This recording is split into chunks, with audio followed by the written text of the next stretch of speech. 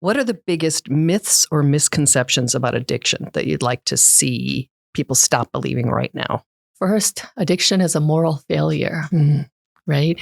We know that 40 to 60% of addiction or addictive disorders are based in genetics.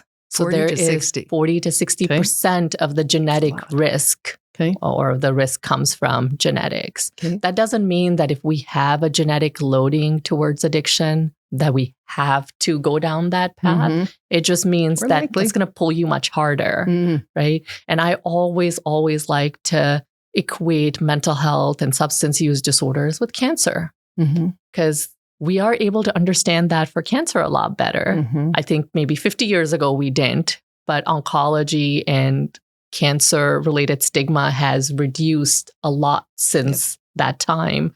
So you think about, like, if your parent had breast cancer, it means that you are at a higher risk. But what we do for that is we screen earlier. Right. So we now don't blame the person. Yeah. We screen much earlier. So similarly, that's what we need to do for substance use disorders, is that we need to start educating our young people, maybe even when they're teenagers, to say, hey, you know, this is a condition that runs in our family. And so we want to educate you. So you can take them to a counselor, you can have the primary care doctor or even a psychiatrist step in and help educate the person to say, these are all behaviors that will, you know, put you at risk. And also, I think that type of education can help it, that if the person then the young person has a desire to drink, they hopefully can be more cognizant that for them, the risk is much higher.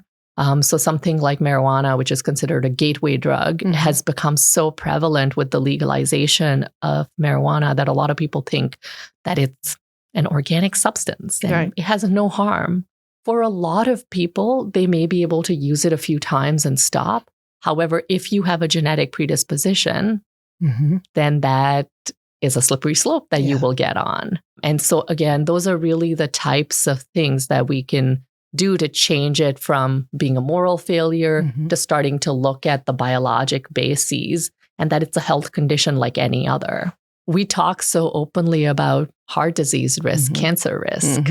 So I'm hopeful that with podcasts like these and all the work that Recovery.com is doing and others in this space, that people in coming generations will talk openly about mental health and mental health and substance use genetic loading and say, okay, well, you know, there's this risk in our family and how am I going to change my health behaviors to ensure that I don't get that condition or get a severe form of that condition. I may be predisposed to it.